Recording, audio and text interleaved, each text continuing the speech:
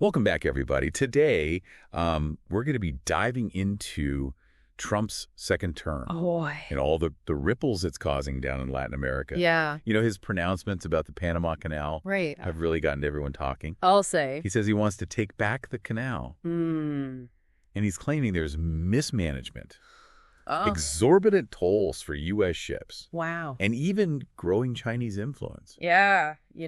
So is this Interesting. just classic Trump bluster, Yeah. or, is there maybe like a deeper geopolitical strategy at play here? What's interesting is how Trump's rhetoric seems to really signal a return to a more interventionist U.S. foreign policy in Latin America. Yeah. And this raises serious concerns about potential conflicts, especially considering the historical sensitivities surrounding U.S. involvement in Panama. Yeah.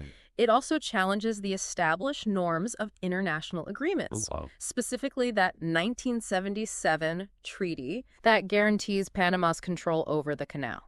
Yeah, that treaty is a pretty big deal, right? Huge. You can't just ignore it and grab the canal back. Exactly. The treaty is very clear. Panama has full ownership and operational control. Right. So legally speaking, the U.S. has no grounds to simply take it back. Okay.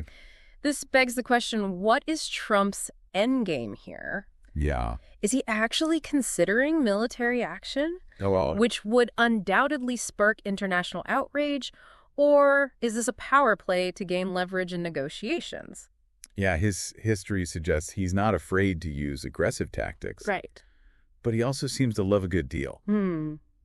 Is he maybe trying to use this situation What? to force Panama to distance itself from China? That's certainly a possibility. Okay. This aligns with the so-called madman theory, Oh, yeah. where a leader uses unpredictable actions and rhetoric to unsettle opponents and gain leverage by creating this sense of chaos and uncertainty. Yeah. He might be hoping to force Panama to the negotiating table and extract concessions. Panama must be feeling the pressure. Oh, yeah. They're a relatively small country Yeah. going up against a superpower. David versus Goliath. What are some of their options in dealing with this? Oh, you're right. It's a David versus Goliath situation. Yeah. They're walking a tightrope, Okay. trying to defend their sovereignty while avoiding a direct confrontation with the U.S., Right. their biggest trading partner. Yeah.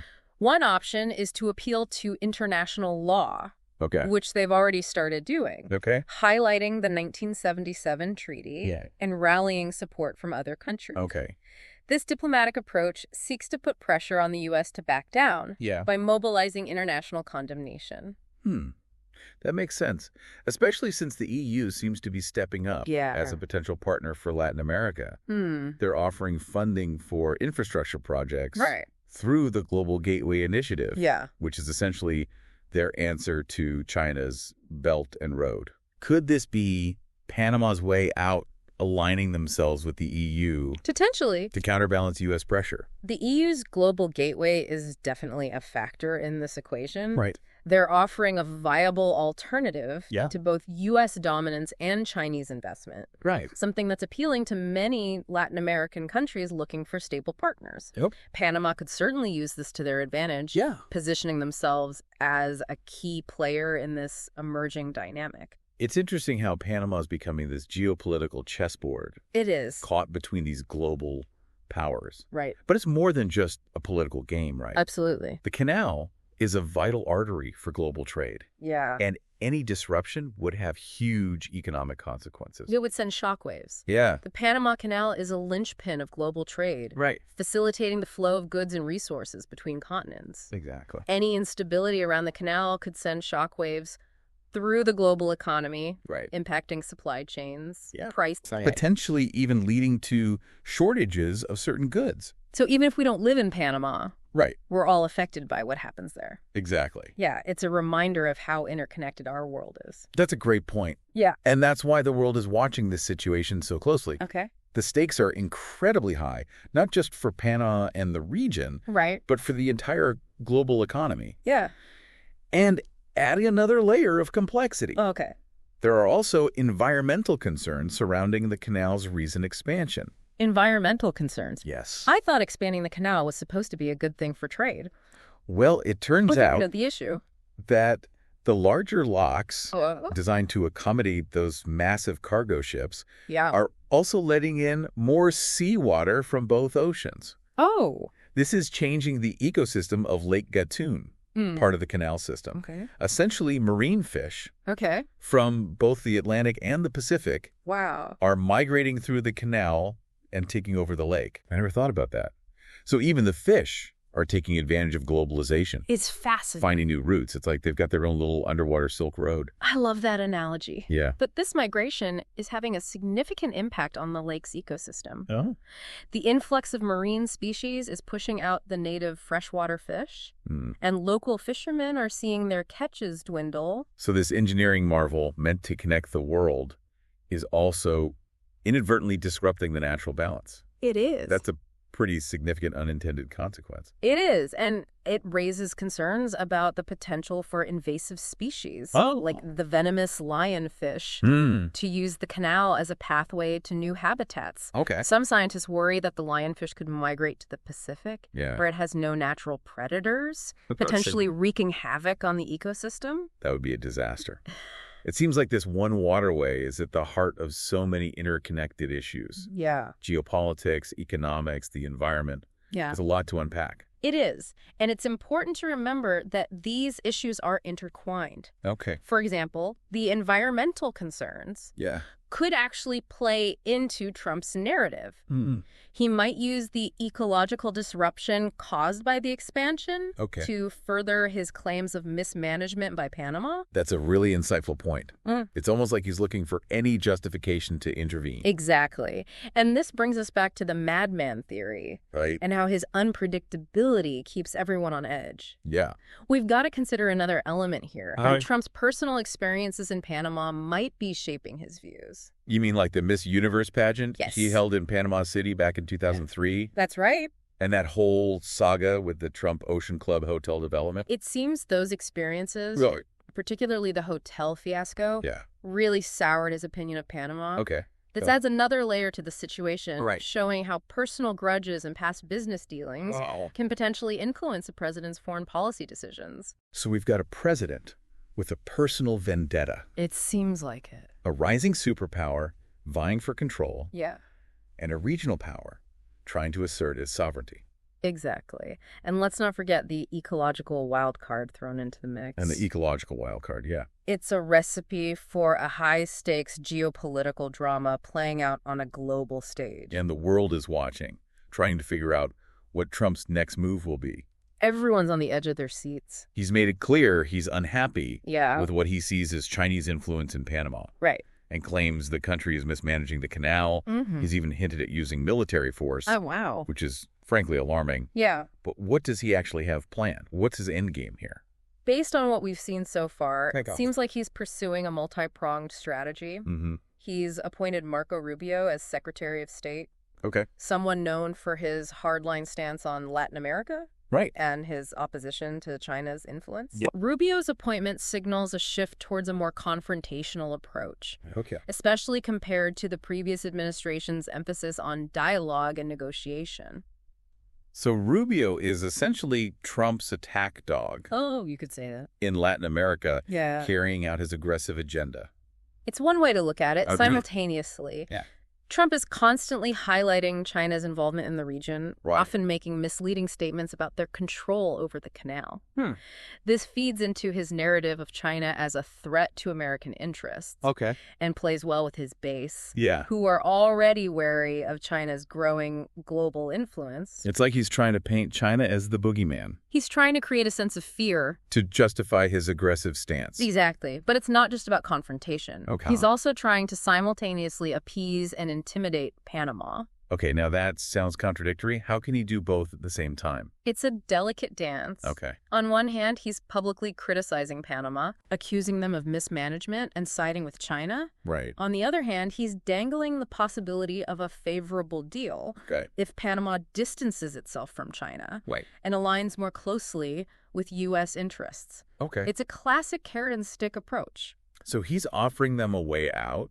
In a way. But also threatening them with consequences if they don't comply. Exactly. This ties back to the madman theory. Right. He wants Panama to believe he's willing to take drastic measures. even military action, if they don't cooperate. It's classic Trump using fear and uncertainty to force his opponents into submission. It's a tactic he's used before. But Panama is in a vulnerable position. They are. They're a small nation. Yeah, right. Their economy is heavily dependent on the canal. Absolutely. And they can't afford to alienate the U.S. You're absolutely right. They're caught between a rock and a hard place. Yeah. They want to maintain their sovereignty. Right. But they also need to appease Trump to avoid economic or political repercussions. So they're walking a tightrope, trying to balance their national interests with the demands of a volatile superpower. So what are their options in this situation? Well, appealing to international law and rallying support from other countries, as we discussed earlier, is one path. Okay. They can emphasize the historical injustices of U.S. intervention in Panama and frame Trump's threats as a continuation of that imperialist legacy. Right. This might resonate with countries that have also faced U.S. interference. That could be a powerful message on the world stage. It could. But what if that doesn't work? What's their plan B? Plan B would be to try and appease Trump. Okay. At least partially. How would they do that? Maybe offering some concessions related to the canal's tolls. Okay. Or security arrangements to placate him and de-escalate the situation. That seems risky. Wouldn't that be seen as a sign of weakness? Potentially. But it could also be framed as a pragmatic move to protect their national interests. Right. They're in a tough spot. Yeah. They need to appear strong and resolute. Okay. But also willing to negotiate to avoid a confrontation. They might not win. Okay. So we've covered diplomacy and appeasement. Yeah. Is there a third option? There is, but it's the riskiest defiance. Okay. They could completely refuse to make any concessions and stand firm on their sovereign rights. That seems like it would just provoke Trump further. It definitely could. Yeah. It could lead to economic sanctions, political isolation, or even the military action Trump has threatened. Right. It's a high-stakes gamble, Yeah. but it could also be the most rewarding. How so? If Panama calls Trump's bluff and he backs down, it would send a powerful message that they are not a pushover and they're willing to fight for their independence. Right.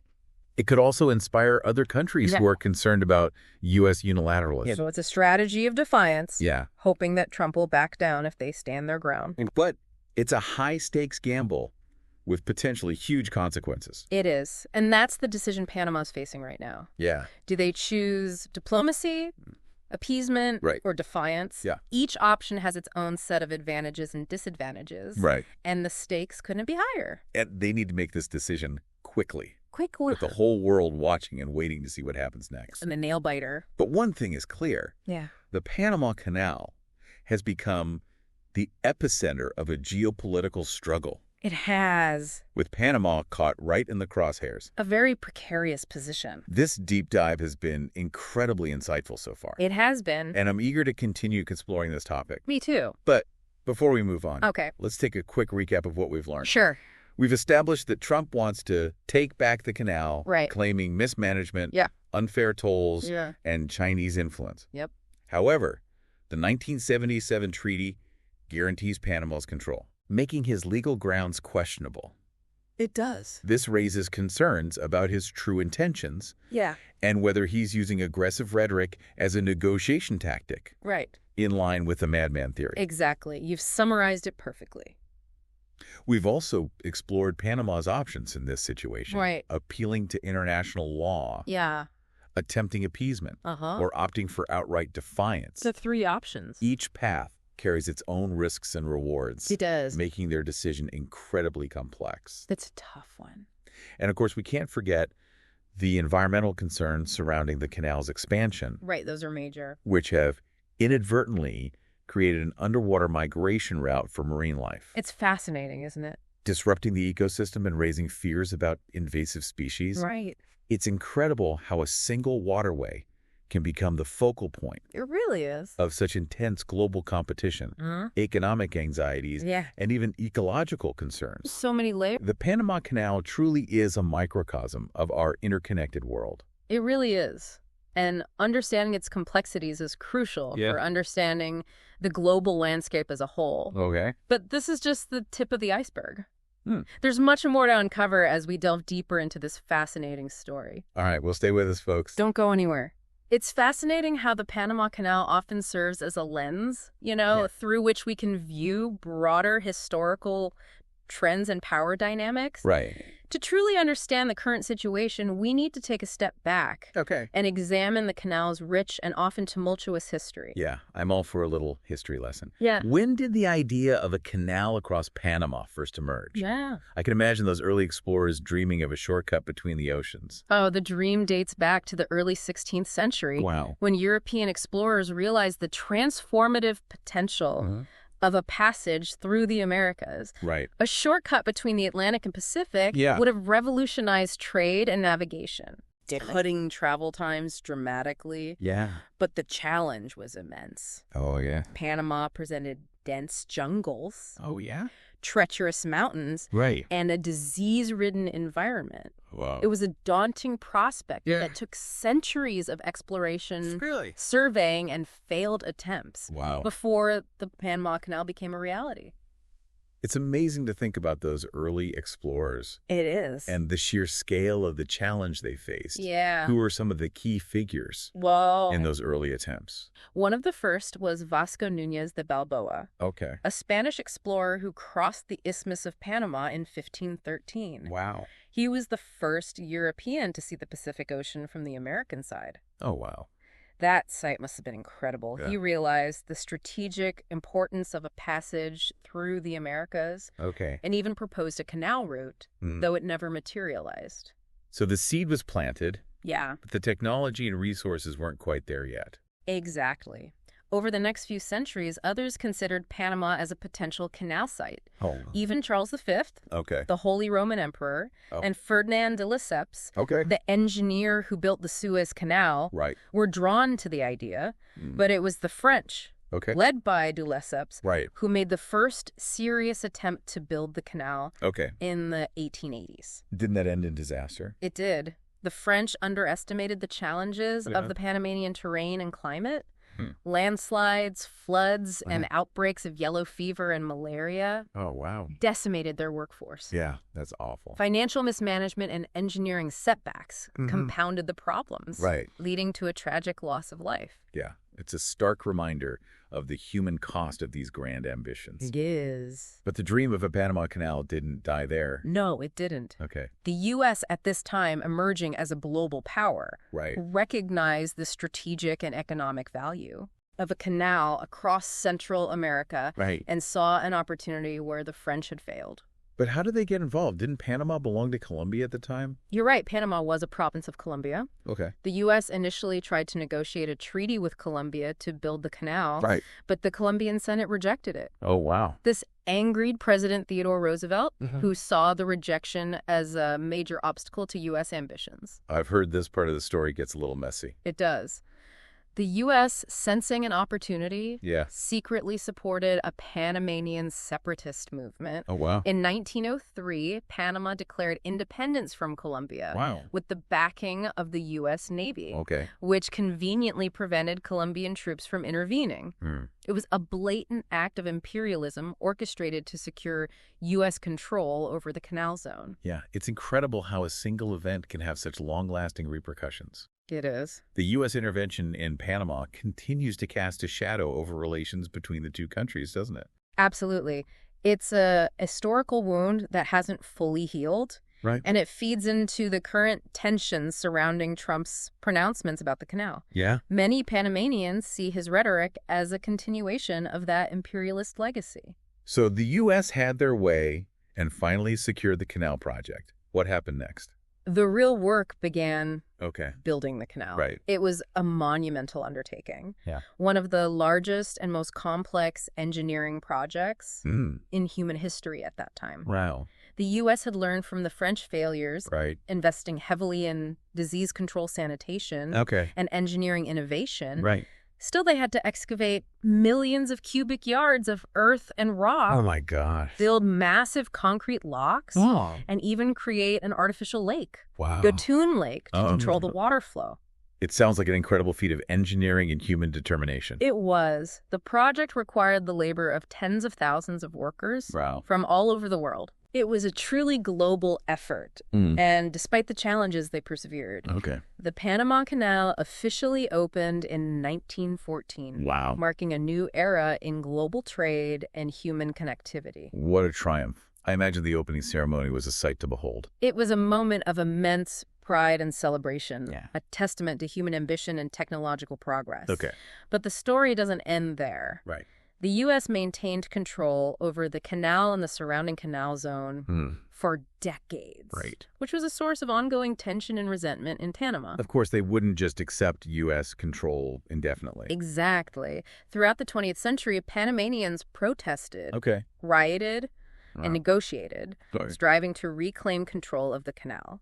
Their efforts finally paid off in 1977 when President Jimmy Carter signed the Torrijos-Carter treaties, which agreed to transfer control of the canal to Panama by the end of 1999. That must have been a momentous occasion for Panama. It was a huge victory for Panama and a turning point in U.S.-Panama relations.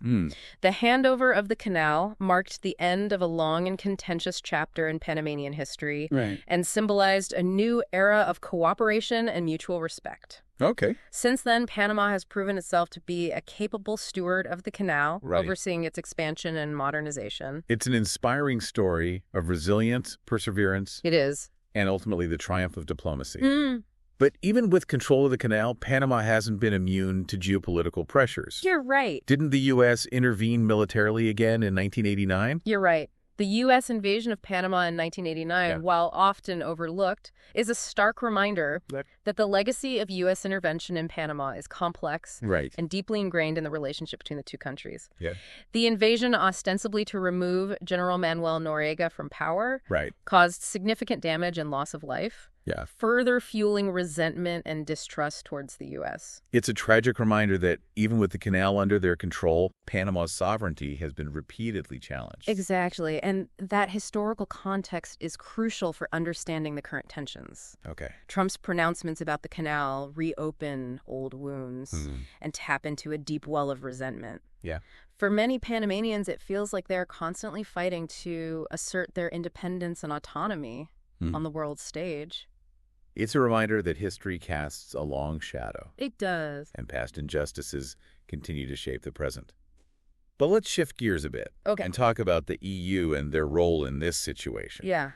It seems like they're trying to capitalize on Trump's unpredictable behavior and position themselves as a more reliable partner for Latin America. You're absolutely right. The EU sees an opportunity here. They're offering a contrast to Trump's America First agenda, emphasizing multilateralism, free trade, and sustainable development. These are all things that appeal to many Latin American countries who are wary of both U.S. dominance and China's growing influence. What are some specific examples of how the EU is engaging with Latin America? Well, as you mentioned earlier, there's the Global Gateway Initiative, which would provide funding for infrastructure projects in the region. They're also pushing to finalize the EU-Mercosur trade deal, which would create a massive free trade zone between the EU and several South American countries. So they're putting their money where their mouth is, demonstrating a commitment to building strong economic ties. Exactly. But is it just about economics? Well, what about the political and diplomatic aspects? The EU is also working to strengthen political and diplomatic ties with Latin America. They're engaging in high-level dialogues, promoting cultural exchanges, and supporting democracy and human rights initiatives. They're trying to present themselves as a partner who respects Latin America's sovereignty and is committed to working collaboratively. It's a stark contrast to Trump's confrontational approach. It is. It seems like the EU is offering a genuine alternative. A more balanced and respectful relationship. Exactly. And many Latin American countries are receptive to this approach. They're tired of being caught in the middle of great power rivalries and are looking for partners who will treat them as equals and respect their interests. It's a smart strategy on the EU's part. By offering a viable alternative to both the U.S. and China, it is. They're positioning themselves as a key player in the region. And potentially reshaping the geopolitical landscape. Precisely. And Panama is at the heart of this dynamic. Strategically positioned to benefit from this competition for influence. They're a small country. Yeah. But they have a lot of leverage in this situation. They're playing their cards carefully. Yeah, it's a reminder that even in a world dominated by superpowers, smaller nations can still exert influence and shape the course of events. It's fascinating to see how Panama is navigating this complex geopolitical chessboard. It is. Leveraging their control of the canal to their advantage. It's a masterclass in diplomacy. We've covered a lot of ground, yeah. From the history to the geopolitics surrounding the Panama Canal. We have. But before we wrap things up, I want to shift our focus back to Panama itself. Okay. It's easy to get caught up in the global implications. Yeah. But we can't forget about the people at the heart of this story. Absolutely. For Panamanians, the canal isn't just a waterway or a bargaining chip in international relations. It's a symbol of their national identity, a testament to their resilience, and a source of immense pride. It must be surreal for them to see their country become this focal point of global tension. It is. How are they reconciling the canal's international significance with its deep personal meaning for them? Well, it's a complex balancing act for Panamanians. Yeah. They recognize the canal's role in global trade and its importance for the world economy. Right. But they're also acutely aware of the historical injustices and power imbalances that have often defined their relationship with larger nations, particularly the U.S. That historical baggage must weigh heavily on them. It does. Especially when faced with Trump's rhetoric and actions. For many Panamanians, Trump's pronouncements about taking back the canal evoke painful memories of past interventions and the struggle for sovereignty. It reinforces their determination to protect their independence and control over their own destiny. So how are they navigating this tension between their national pride and the pressures from global powers? They're trying to walk a fine line. On one hand, Yeah. they're asserting their sovereignty and making it clear that the canal is not up for grabs. They're standing firm on the 1977 treaty and reminding the world that they are a capable and responsible steward of this vital waterway. That's a powerful message. They're not backing down. They're not, but at the same time... Yeah, they're being pragmatic. Okay. They're engaging in diplomacy, Right. reaching out to other countries for support, Okay. and trying to build alliances that can help them counterbalance the pressures Yeah. from the U.S. and China. It's a delicate dance, Mhm. but they seem to be handling it with a lot of skill and determination. They are. And it's a testament to their diplomatic expertise and their understanding of the complex geopolitical landscape. Right. They're leveraging their position, using their control of the canal to their advantage, and charting a course that seeks to protect their interests, while also recognizing the interconnected nature of our world. It's an inspiring example of how a smaller nation can assert its agency and navigate the complexities of global politics. And it's a reminder that even in a world dominated by superpowers, there's still room for smaller nations to make their voices heard and shape the course of events. Now, before we wrap up this deep dive, I want to bring up one more aspect that we haven't touched on yet. The cultural impact of the Panama Canal. Oh, that's interesting. It's not just a feat of engineering or a symbol of global trade. It's also a cultural touchstone, a story that has captured the imaginations of people around the world. You're right. The Panama Canal has become an icon, a symbol of human ambition and our ability to reshape the world around us. It's inspired countless books, films, documentaries, and works of art, reflecting our fascination with this incredible feat of engineering and its impact on our world.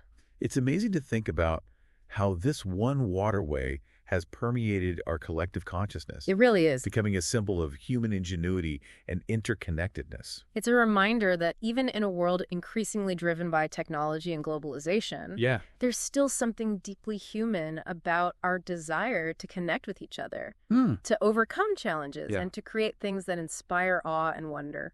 That's a beautiful way to put it. The Panama Canal isn't just a channel of water. I love it. It's a channel of human connection. It's a testament to our creativity and our enduring pursuit of progress. It is. And it's a story that continues to unfold, a story that reflects the complexities of our world, the challenges we face, and the possibilities that lie ahead. Well, I think we've explored just about every facet of this fascinating topic. I think so. We've delved into the history, the geopolitics, the economics, the environmental concerns, of course, and even the cultural impact of the Panama Canal. It's been a truly insightful deep dive. They have. And I hope our listeners have gained a deeper understanding of this incredible waterway and its importance in our world. Me too. Yeah. And I hope they've been inspired by Panama's story. I think they have. A story of resilience, determination, and the enduring pursuit of sovereignty and self-determination. It's a story that resonates with all of us. Yeah. Reminding us that even in a world dominated by larger forces, we all have the power to shape our own destinies and contribute to building a better future. Well said. And on that note, we'll wrap up this episode of The Deep Dive. Thanks for joining us on this journey of discovery. It's been a pleasure. And remember, knowledge is power.